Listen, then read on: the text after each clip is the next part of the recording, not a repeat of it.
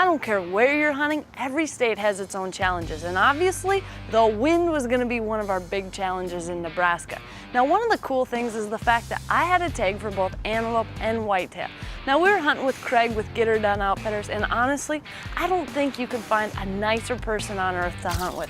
He runs a great operation, has incredible land, and a ton of animals. So we decided we're going to kind of split up our days. We're going to do a little bit of whitetail hunting and also some antelope. But the forecast was looking for windy conditions and also pretty cold mornings, which is not real conducive to antelope hunting, especially if you want to sit over a water hole. But we were confident that we could make it work, and if you put in the time, well, eventually with this many animals around, hopefully something would come through.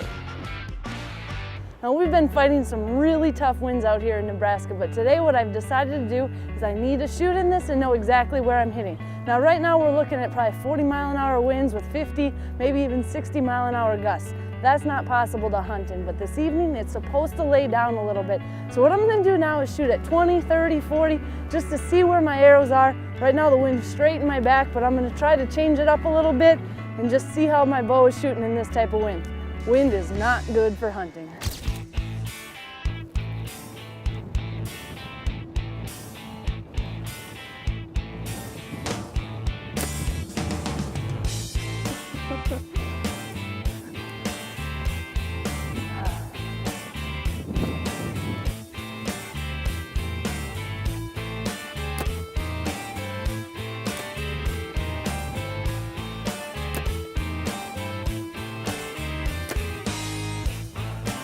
This is definitely some tough shooting. My bow is literally, my pin will be on the target, off the target. There's no way I would ever want to shoot at an animal more than 30 yards in this wind. I mean, right now they're still inside the vital zone, but no way any further than that. So I think what we're going to do is pack up, head out to the blind, and hopefully these deer start moving with this wind, lays down, we might be in luck. Craig and I decided to make a new plan for hunting these extremely windy conditions. He knew of an area that had a little bit more protection from the wind for both us and the deer off a big alfalfa field. We were confident that this, well, it was probably going to be our best chance. Well, it's still pretty windy out, but we got our ground blind up, and what we're going to do is just sit tight. The wind should go down a little bit, but we've got a couple trails. We've got one trail coming in right here and one the other side. Now, we're sitting on a creek line, and the good thing about this is these deer probably aren't going to want to walk out in the wide open when it's this windy. They're going to try to go the protected route. If they take this down, we'll be right here where they come out onto the fields and should have some great luck. Things are totally different with the wind, so we're changing up our hunting style a little bit, and I hope it pays off.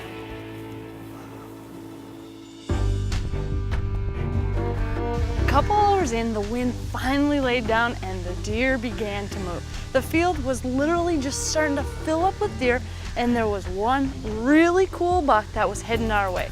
Now, this buck looked like he was just an incredible buck until he put his head down. Then he didn't look quite as big, but he had a really cool rack. It looked like he had a double beam on his left side and just nice. But the problem we were facing, all the deer were staying about 70 yards away from the blind.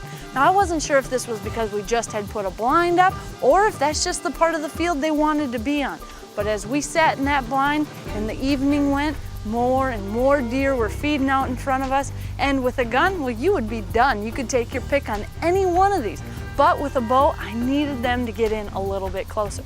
Plus, I wasn't quite sure if this buck was really a shooter or not. He looked amazing when he brought his head up, but he was just not that old of a deer. You could definitely tell. But he's one of those bucks. You let him walk, he'd be huge. You shoot him now, he's a cool looking deer. Either way, that wasn't an option I was gonna have because this guy just wouldn't come in close enough. And as evening went through, well, the wind stayed down and we definitely got an eyeful, but unfortunately, we never got a shot.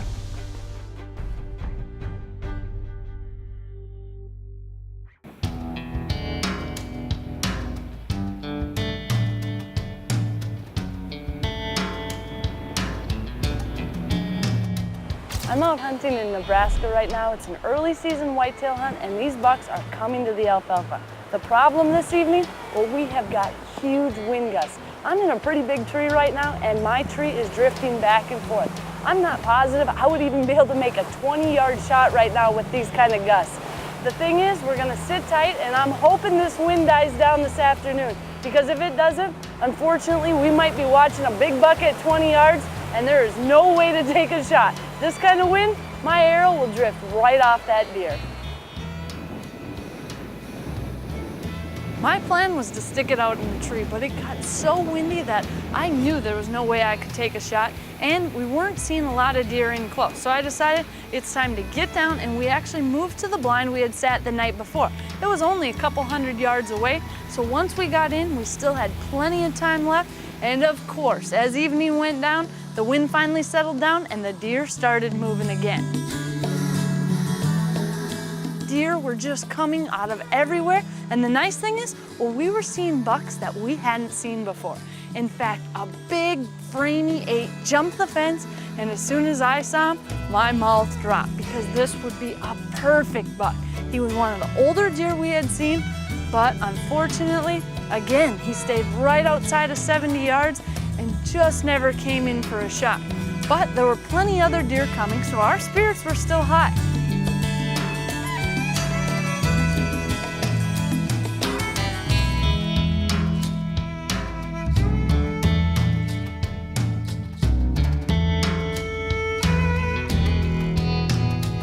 The good thing is, some of the smaller bucks were right up close to the blind, and they were acting as perfect decoys.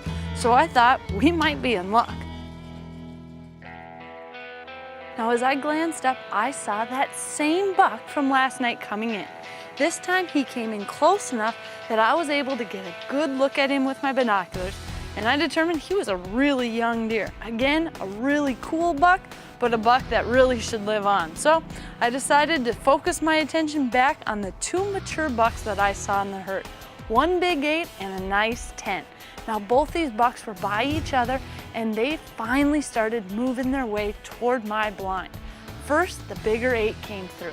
Now he was just outside of shooting range again, this time about 75, 80 yards. Not far behind him, the bigger 10 was right there and took that exact same path.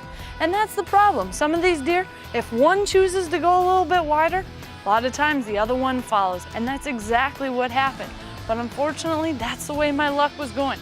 These bucks were staying right out of range, and there was nothing I could do about it.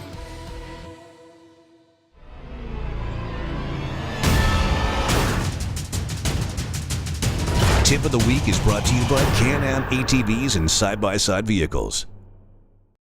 After over 3 years in the making, Winchester released the new 17 Win Super Mag, which is a high-velocity 17 caliber rimfire cartridge that shoots 3,000 feet per second, making it the fastest rimfire ever made. This is perfect for coyote and varmint hunters who are looking for an extremely accurate, low recoil, flat shooting round that has less wind drift than any other rimfire. Plus, it's extremely affordable. This caliber blows away traditional rimfire ballistics, including the 17 HMR and the 22 Win Mag. It shoots 2 times flatter and drifts only half as far in the wind. Plus, it delivers more than 150% more energy. For example, when shooting the 17 Win Super Mag with a 10 mile/hour crosswind, you can see it barely moves when zeroed in at 100 yards. At 150 yards, it hardly drifts, and the bullet drop, well, it's minimal. And the best part, well, as a true 200-yard cartridge, it is outperforming all other rimfires with minimal pelt damage, which is a huge bonus. This cartridge retains its velocity and performs really more like a centerfire round than a rimfire, but at a more affordable price point of rimfire ammunition. So basically, you're getting the best of both worlds with the 17 Win Super Mag. Winchester's Deadly Passion is presented by Winchester, the American legend. Matthews, catch us if you can. Cuddy Back Digital. Bog Pod, versatility defined. Easton, expect the best. Winchester Repeating Arms. And Hunter Safety System.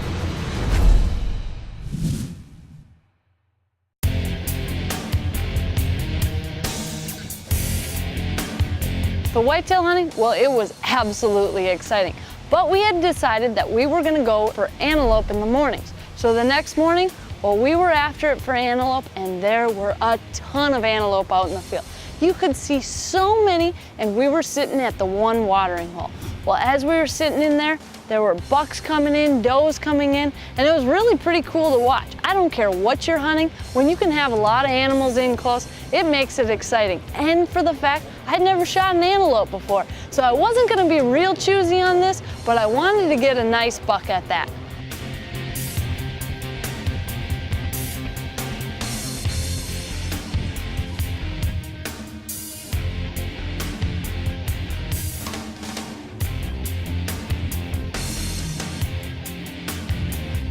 One of the things I like about antelope is the fact they're not as afraid of blinds. And Craig had this blind out plenty of time, so they were all used to it and they were coming in calm as can be.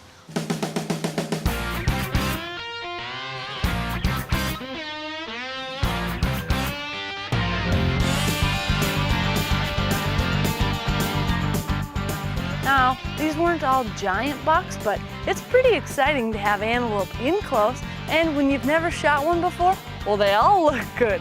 So I was trying to wait and try to get a mature buck. One buck after another came in, and then I spotted a really nice, tall, tight rack buck, just really cool looking, and I decided I'm gonna make a shot.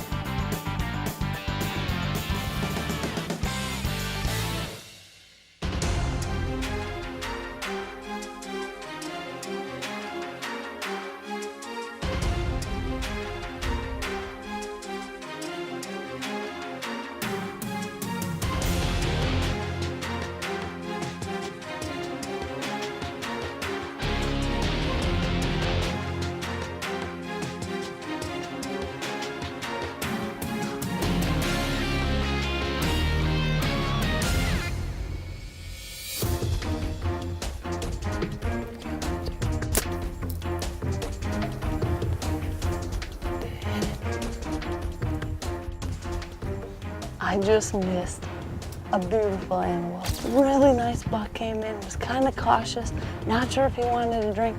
Finally got the shot I was looking for, and I completely blew it. Not real excited about that, but you know what? For some reason, antelope, they can be tough to hit. I have no idea why. Nice and close, should have been a chip shot, but unfortunately, wasn't for me today.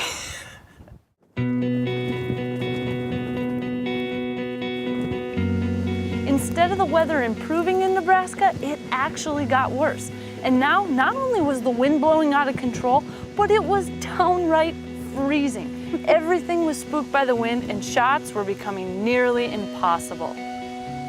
Not only is this wind making it really difficult for me to hunt, but a lot of these animals, well, they're not interested in moving around in it. They can't hear, they can't smell, they can barely see with all the dust blowing. And that includes me too, but I'm just hoping the wind's gonna lay down, but the forecast does not look like that. As long as this ground blind doesn't come rolling over on me, I should be okay. After a few hours, we decided to call the hunt as the wind was only getting worse. So Craig and I took down the blind and did our best not to blow away. Now I had a tag for Montana antelope as well, and even though I had a great opportunity in Nebraska, well, I didn't get it done, and Montana was only a couple hours away, so I decided to pack up and head to Montana in hopes of getting my first antelope. Winchester's Deadly Passion is presented by Swarovski Optic, North American Hunting Club, Rage Broadheads, Golden Triangle Whitetail, Can-Am ATVs and side-by-side vehicles, Scent Killer Gold with Hunt Dry technology. Apply it, dry it, and go hunt. And M&P, Advanced by Design. Closed captioning is brought to you by the 4-in-1 Woodsman from Zippo Outdoor.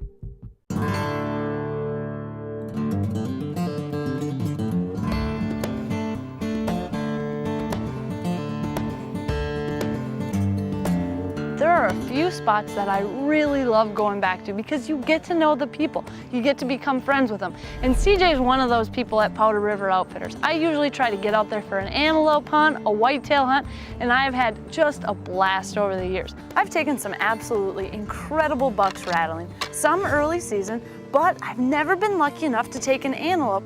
And this year, well, we arrived at the perfect time. It looked like we were hitting it during the peak of the rut, so my goal was to use that to our advantage.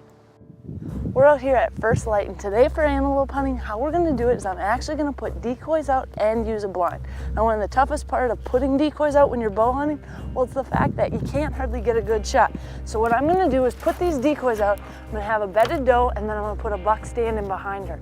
And with this, I'm hoping we've got antelope all over the country, but they're far enough away yet, they shouldn't be able to see our decoys out.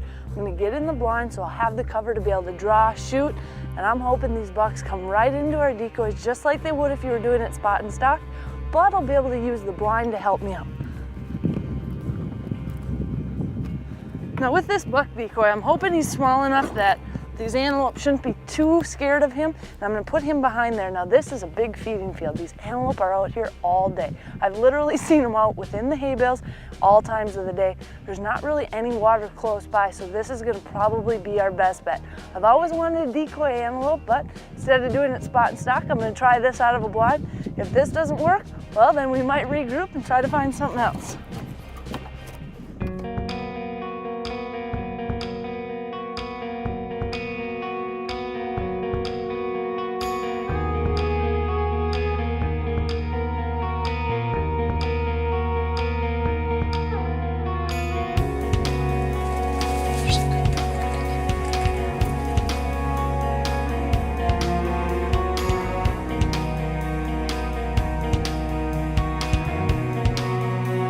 And finally, well, that buck came in and eyed up my decoy. He was just cool looking, but he was a little bit smaller buck. CJ had said there's some really nice ones. Don't shoot something that's young or too small. So as we sat there, I just sat back and watched the show, and it was really, really cool. To see this buck in close, see that he decoyed in, well, it was pretty exciting, and to know that this old decoy worked, well, it couldn't have been any better. But as they kind of passed through the area, we decided we had enough hunting here. We're gonna try another location where a big buck had been spotted and sit it out there. Midday is usually the best time for these antelope. It gets hot, it starts out cold in the morning, but it definitely warms up, and a lot of these antelope are coming to drink.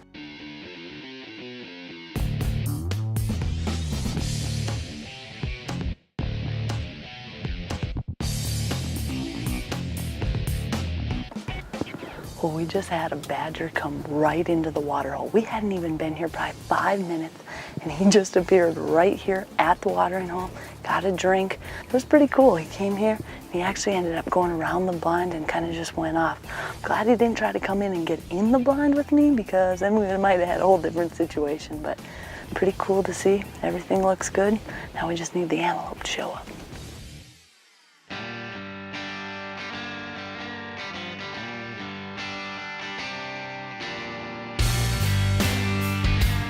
Well, as we're sitting there, we got a glimpse of a nice buck coming. Now, he wasn't just walking in, he was actually trotting in. Then I looked over, another antelope was coming.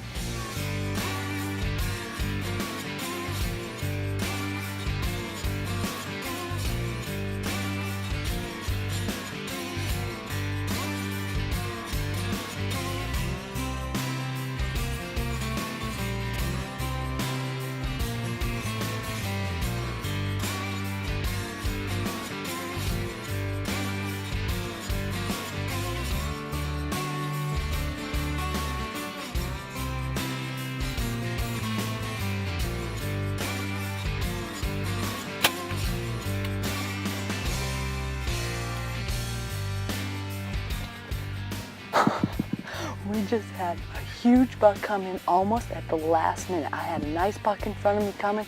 I would have no problem taking him. We looked over and there was a big buck coming from the right, and he was charging in. It's like he pretty much owned the place.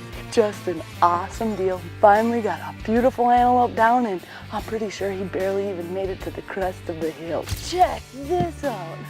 My first ever antelope. Just a beautiful buck. All I could see when he came in was this heavy mass, got great cutters, and just a cool color to his horns. I don't think I've ever seen anything this kind of gray looking. He just looks super old to me. We're out here with Powder River Outfitters. They've got a perfect watering hole with a blind sitting right there, 20-yard shot, and he didn't hardly make it to the top of the hill.